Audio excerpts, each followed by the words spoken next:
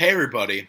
So it's just come to my attention that a few days ago, Barcelona and Uruguay striker Luis Suarez picked up a hamstring injury, and it was bad enough to the point where both Barcelona and Uruguay national team doctors believe that there's a very good chance that Luis Suarez will not be able to play in at least in the group stages of the Copa America Centenario, which begins next week, a week from today.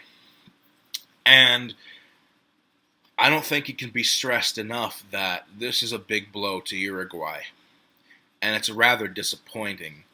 Not only disappointing in the sense that we will not be able to see another huge star in world football lace up his boots and be able to play, at least until the knockout rounds, but also because it really hurts Uruguay's chances to win the trophy this summer. And as far as making predictions and analysis, this kind of throws a big a chink into the armor of the confidence of my predictions, which I will not release, of course, until June 1st. But just to give a sort of a preview of what I thought was going to happen, is that I thought Uruguay were going to go far in this tournament, at least getting to the semifinals, just because of the form that they were in as a whole. You look at World Cup qualifying, Uruguay sits at the top of their group in all of CONMEBOL with 13 points. And they have been on fire lately. They should have won on the road against Brazil back in March when they drew with them 2-2. And not having their main striker there is a huge loss. Now, of course, they didn't have Luis Suarez last summer at Copa America in Chile, but they still managed to get out of the group. But I think a large reason why they still managed to get out of the group was because they played a Jamaican side that were not in very good form. And also, they had to rely on Edison Cavani, Christian Stuani, and their defense to get them through. But then when they got through, they lost to the host nation and the eventual new champions, Chile, in the quarterfinals. Had they had Luis Suarez in that quarterfinal, they might have knocked out the host nation in the quarterfinals en route to defending their title. But we'll never know because Luis Suarez was not there because he was still under repercussions from his suspension from biting Giorgio Chiellini, the Italian defender, at the World Cup in 2014.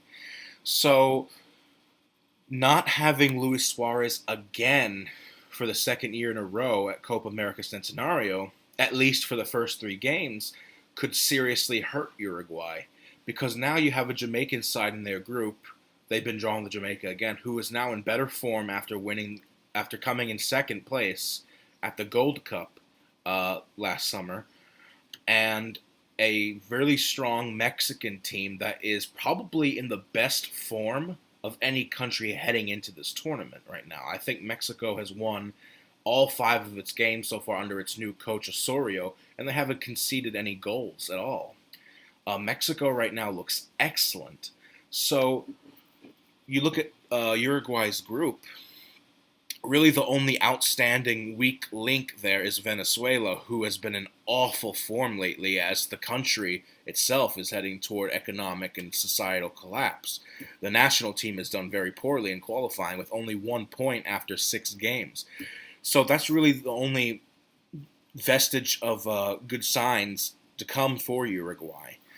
And the reason why this puts a detriment on Uruguay's hopes to win the title, guys, is that even if Uruguay advances out of the group, they might do so only in second place. If they do so in second place, the odds of playing Argentina in the quarterfinals, their main rival, skyrockets because Argentina is in Group D, next to Uruguay's group, and Argentina is expected to win their group. So instead of meeting Argentina later on in the final, which I considered a great possibility before this unfortunate news arose, um, their chances of playing them right off the bat in the next round has increased significantly. And I don't think that Uruguay without Luis Suarez can beat Argentina. I don't. Now, of course, a lot of people will point to the fact that, well, Uruguay did not have Luis Suarez for half of its first qualifying games in CONMEBOL, since he was still serving the suspension, and Uruguay still dominated. They won 3 out of their 4 games. Cavani, Godin, Rios, uh, Diego Roland all held up the team fine, and they won most of their games. But here's the thing. The one opponent that you don't want to play in the knockout rounds without having your best player in this tournament is Argentina. And unfortunately, the fact that Argentina are most likely to win their group coming first means that if Uruguay finish second to Mexico, then their chances of going out in the quarterfinals in comparison to the final has dramatically gone up. And that's really unfortunate because it's not reflective of the team as a whole. In my personal opinion, right now in South America, Uruguay is in the best form currently. But I mean, shit happens for a reason, and Uruguay are just going to have to make do without their star striker. They said that he'll at least be out for the group stages. Now, looking at the rest of Uruguay's team, I think no doubt they are more than capable of coming out of this group stage without Luis Suarez. They did so last year at the Copa America. They have enough talent, enough great players. They're not a one-man team by any stretch of the imagination. I expect them to beat Venezuela. They should beat Jamaica, or maybe Jamaica gets some revenge on them and forces a draw. But the first game against Mexico is going to be a very big concern because Mexico is an outstanding shape right now. And Uruguay not being able to maybe score a couple of goals means that they might have to sit back and play a more defensive style against the Mexicans. And if Mexico gets a win over Uruguay in the first match, then Mexico 100%, in my opinion, will win the group. And when they win the group, they'll avoid Argentina in the next round. If Mexico, I'll say this right now, if Mexico beats Uruguay in the first game, they're going to win the group. Because the next opponents after that are Jamaica and Venezuela. Those two teams, even without Uruguay having Suarez, those two teams are still weaker than Uruguay. So if they beat Uruguay, they should sweep the group and get a full 9 points.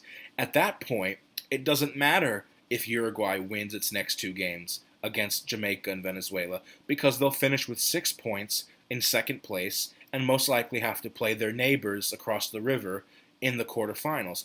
And in my opinion, even if they bring Luis Suarez back for the quarterfinal match, he won't be 100% fit, and they'll be already at a disadvantage against Argentina, who by many estimates are the favorite to win this tournament. So this is a really big blow to La Celeste. I really expected them to go far in this tournament. Not necessarily win it, but to be one of the main contenders to win it. If anything, them and Argentina are the 2 best teams right now in South America, and consequentially the 2 best teams right now in this tournament of 16 sides. But they get them right off the bat, they're done. I'm sorry. So what the plan has to be for Uruguay would be to get a draw in the first game against Mexico. Draw them. And then win their next 2 games in the group, either by large margin and hope that Mexico gets less goals than them, or hope that Mexico drops a few points or a point or two to Jamaica and Venezuela. Now, I can see Mexico dropping a point to Venezuela since traditionally Mexico and Venezuela usually draw each other. But you don't want your own fate, your own destiny to be out of your hands and have to rely on your own opponent stumbling. because what will happen if they both draw each other and they beat their other opponents, they'll be level on 7 points each. And if they're level on 7 points each, it's going to come down to goal difference. And Mexico has the attacking power to just sweep up Venezuela and Jamaica. So it would be unfortunate for Uruguay if they come in second based on that criteria. But if they play in the first match without Luis Suarez against Mexico and they get a draw, they'll take it. That's good enough for them. It's a shame that I even have to say that in light of this new development, but that's where we are now. People say, well, even if they don't play Argentina in the quarterfinals, they could play Chile, who is expected to advance from Argentina's group as well. Well, it's true that Chile is a great team. They're the defending champions. But who would you rather play in a quarterfinal? Would you rather play Argentina or would you rather play Chile? I would rather play Chile because, number one, they played Chile last year in the quarterfinals, and even without Luis Suarez, they didn't come far away from beating them. They only lost the game 1-0. There was a lot of controversy in the match because Gonzalo Yara fingered, physically assaulted, some would say sexually assaulted, Edison Cavani. And, that created a lot of heated tensions between the two teams. And Chile won by the slimmest of margins. Now, imagine having Luis Suarez there in the quarterfinal where he's just fit enough. That would give Uruguay an excellent chance of revenge against a team that's defending its title away from home. Not only a team that's defending its title away from home in the United States, but a team that is not in its best form as it was last summer, due mostly to the fact that their coach, Jorge Sampaoli, resigned and is probably going to get a job somewhere in Europe. Now, currently Chile are coached by Pizzi, but he's not as great of a coach as Sampaoli was. And while Chile is a fantastic side, very huge attacking flair, their defense is usually, they play a high line, and that's the perfect opportunity for a defensive team like Uruguay, who plays a nitty-gritty kind of style of play, to take advantage of them on the counterattack, especially with Luis Suarez up front, paired up with Cavani. So if Suarez comes back and he's not 100% fit in the quarterfinals, they can still beat Chile easily. Argentina is different because Argentina is a little bit more defensively disciplined than Chile is.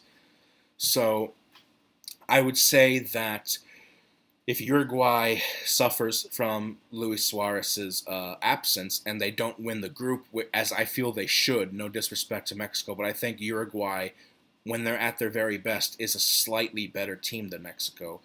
They'll probably play Argentina in the next round.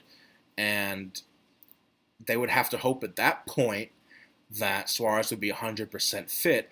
If not, they would have to hope that Chile pulls off a little bit of a surprise and wins their group so that they play Chile in the quarterfinals to give them a better chance at the semis. But anyway, all in all, guys, this is a big blow for the Uruguayans. I really thought they were going to go far in this tournament. Now they might not. And if they don't, then I have to completely revise my Copa America predictions, which I have to release in a few days on June 1st. So I might have to rethink who I have, in my Final Four. Because just to say now, a little small, tiny spoiler, I did have Uruguay in my Final Four reaching the semifinals. But that's all I'm going to say for now. Just stay tuned for a few days from now. And who knows? They might still do it. They might still pull it off. They have the depth. They have the talent. They have the discipline, especially defensively with the pairing of Diego Godin and Jimenez. So they might still pull it off, but you'd rather have your best players there, So that's it for now. Let me know in the comment section what you think. Do you think that we're going to see Luis Suarez at any point in the group stage or in the knockout rounds? How badly do you think this affects Uruguay? Do you think that they'll probably crash? Do you think that they'll probably crash out in the group stages, or will they still advance nonetheless? How far do you think that they will get with or without Suarez? That's about it for now. Peace out. As always, thanks for watching.